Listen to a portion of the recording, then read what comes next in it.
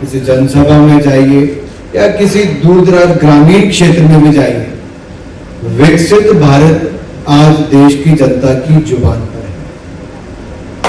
और ये विकसित भारत केवल एक सपना नहीं, एक संकल्प है जिसको हमें सिद्धि तक लेकर जाना है।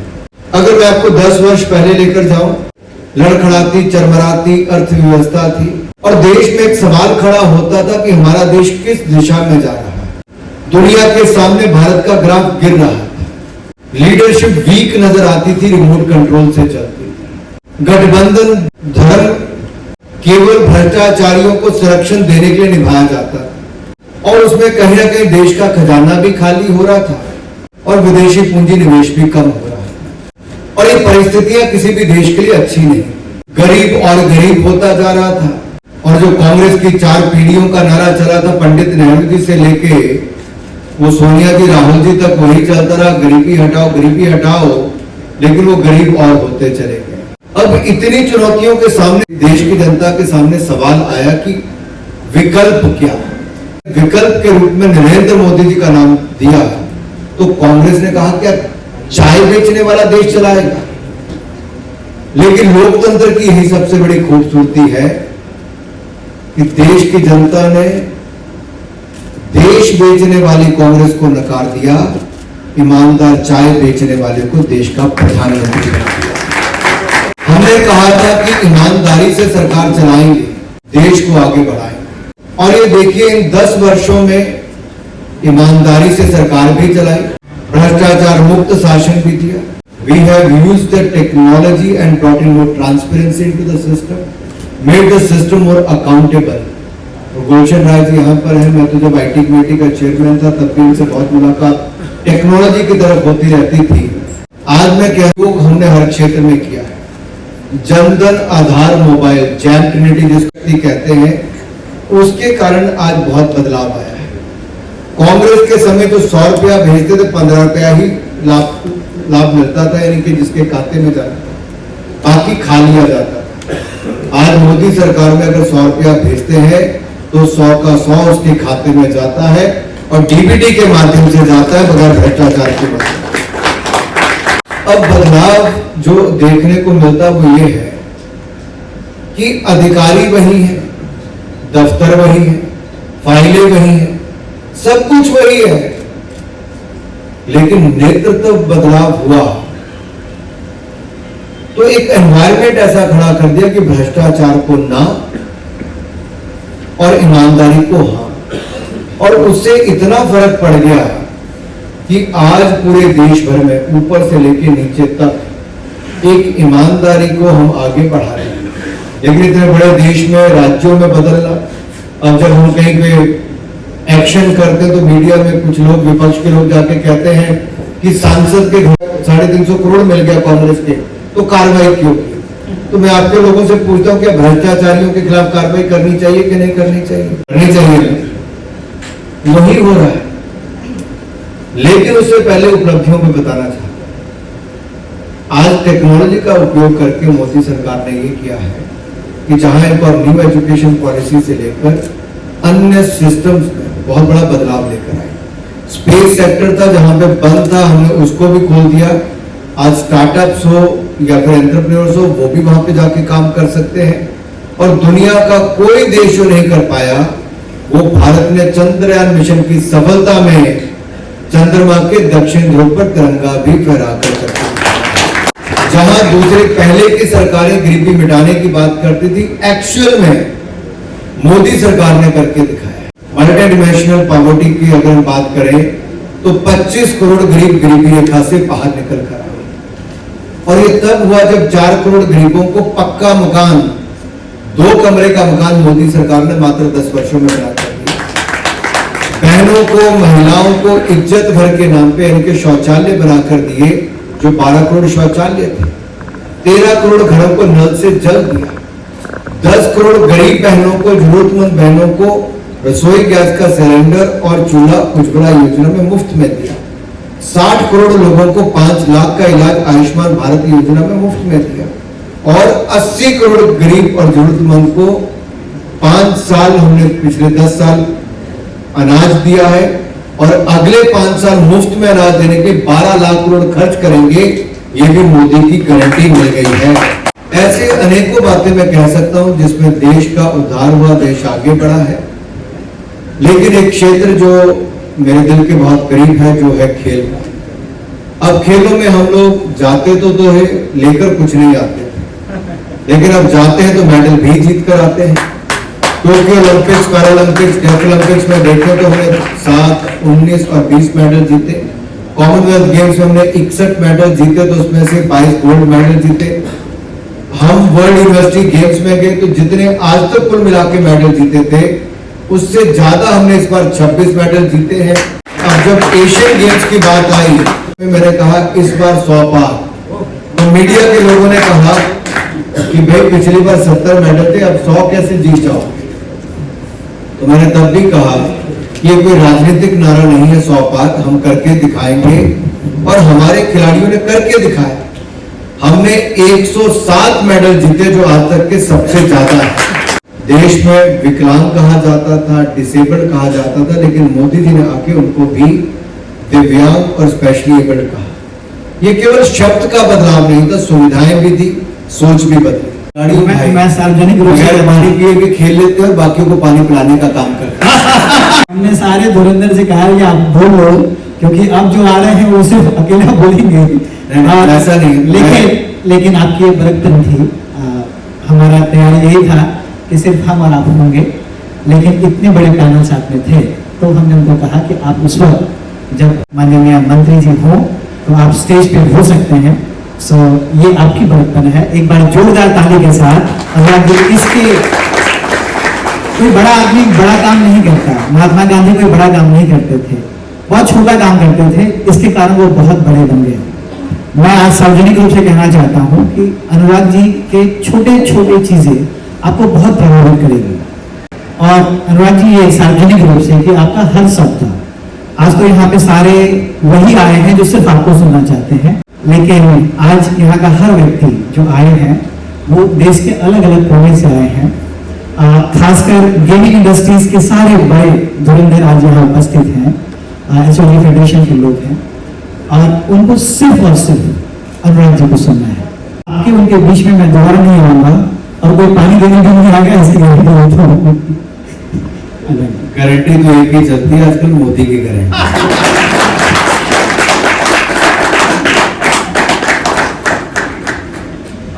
मैं तो सारा दिन बुलवाओ में तो बोलता रहूं, सूचना प्रसारण मंत्री का यही काम। रोड मैप हमने डिस्कस किया। क्या होता है कि जब अनुराग जी हो तो प्रश्न आप पूछ ही नहीं सकते, क्योंकि जो उत्तर है वो लगभग आपके 10 प्रश्नों को इसका कोई गलत मतलब निकाल लेगा तो सूचना प्रसारण मंत्री तो सवाल नहीं पूछ सकते। आपका जो दिल करता है वो पूछिए। देखिए मोदी साहब का ये कहना है, प्रधानमंत्री का, कि अपॉर्चुनिटीज को कैसे यूज करना, उसको बड़ा बनाना और देश के लिए यूज करना, कोई उनसे बड़ा नहीं जानता। जब G20 का सम्मेलन हुआ, पूरी दुनिया ने देखा कि उसके पहले भी हुआ और उसके बाद भी होगा, लेकिन जो रेखा माननीय प्रधानमंत्री के नेतृत्व में आप सबने खींचा है वो एक बहुत बड़ा रेखा हो गया। अब तो जो दूसरा होस्ट है वो सोच रहे हैं कि उसकी शुरुआत कैसे की जाए, और तब तक कई महीने पूरे हो चुके हैं। जो इतना बड़ा यज्ञ हुआ, उसका जो निचोड़ निकला, अगला 100 साल तक हम उसका फल मिलेगा।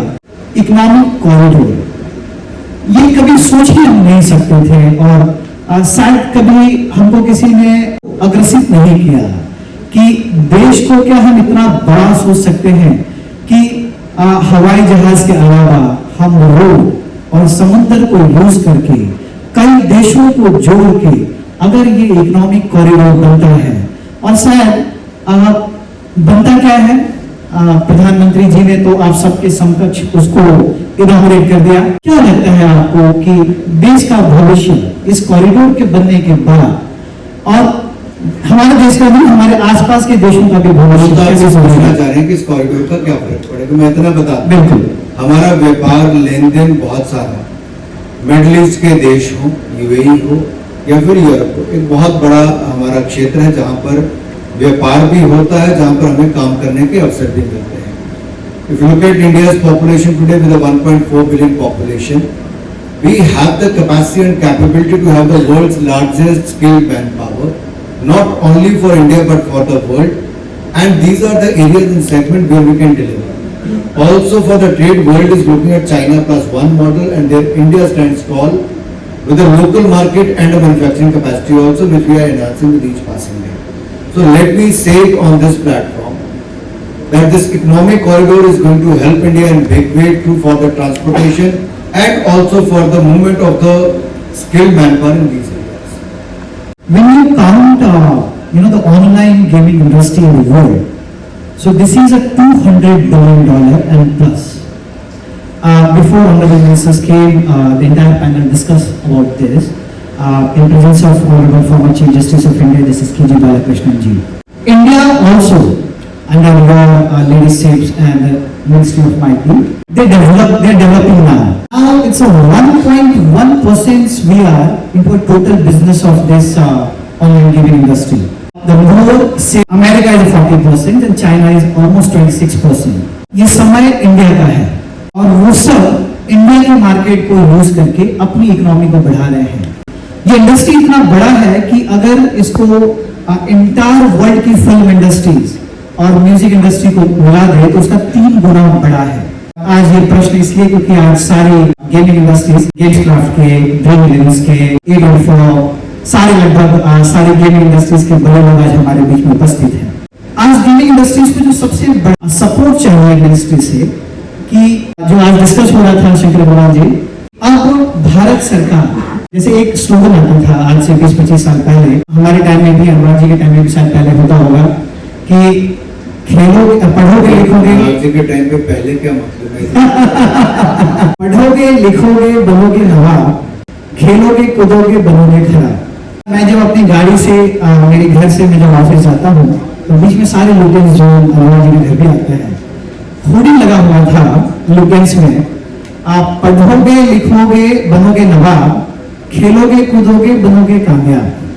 एक जोरदार ताली बजाइए। और वो उनके नेतृत्व में आप वो दिन भी देख रहे हैं। सो जिस तरह से खेल को अब कामयाबी के साथ जोड़ दिया गया और आपके नेतृत्व में हर वो बच्चा, चाहे वो पैरालंपिक्स में हो, चाहे वो ओलंपिक्स में हो, चाहे एशियन गेम्स में हो, जब वो एक पदक प्राप्त करता है तो उसके मुख्यमंत्री और गवर्नर उसको बहुत ही आदर और सम्मान के साथ उनको इज्जत देते हैं। अब समय ऐसा है कि अगर ऑनलाइन कोई खेले तो क्या उसको वो सम्मान मिल सकता है। और उस ऑनलाइन में अभी बात हुई थी ethical, unethicals, game of skill, game of chance, Shankar भगवान ji and Gulshan Rai ji. So Gulshan Rai ji IT experts हैं। So game of skills and game of chance में अगर कोई गेम ऑफ स्किल खेले तो आगे भारत में उसका फ्यूचर क्या हो। आगे अभी सारे लोगों ने आपके समकक्ष एक सोचा कि ओलंपिक, तो जो जिस तरह से ओलंपिक को आपने बहुत बड़ा, इस देश ने आपके नेतृत्व में चेस ओलंपियाड किया, माननीय प्रधानमंत्री जी ने उसको इनॉग्रेट किया और देश के इतिहास में ये पहली बार हुआ कि चेस। सवाल क्या है? मैं तो सवाल भूल जाऊंगा जब तक आप पूछो। अब मैं सोचा कि इसके पहले आपको थोड़ा हमारे पैनल के डिस्कशंस के बारे में बता देता। अब भारत सरकार से ये सारी गेमिंग इंडस्ट्रीज अपेक्षा करती है कि किस तरह से उनको भी थोड़ी इज्जत स्पोर्ट्स मिनिस्ट्री दे। आप सब लोग आज चर्चा कर लीजिए और फिर मेरे साथ चर्चा करने के लिए मेरे दफ्तर आइए। अनुराग जी को कोई पकड़ नहीं सकता किसी प्रश्न में। हिमाचल से आप आ रहे हैं। हिमाचल देवभूमि के नाम से जाना जाता है और हिमाचल के कद्दावर नेता आप हैं।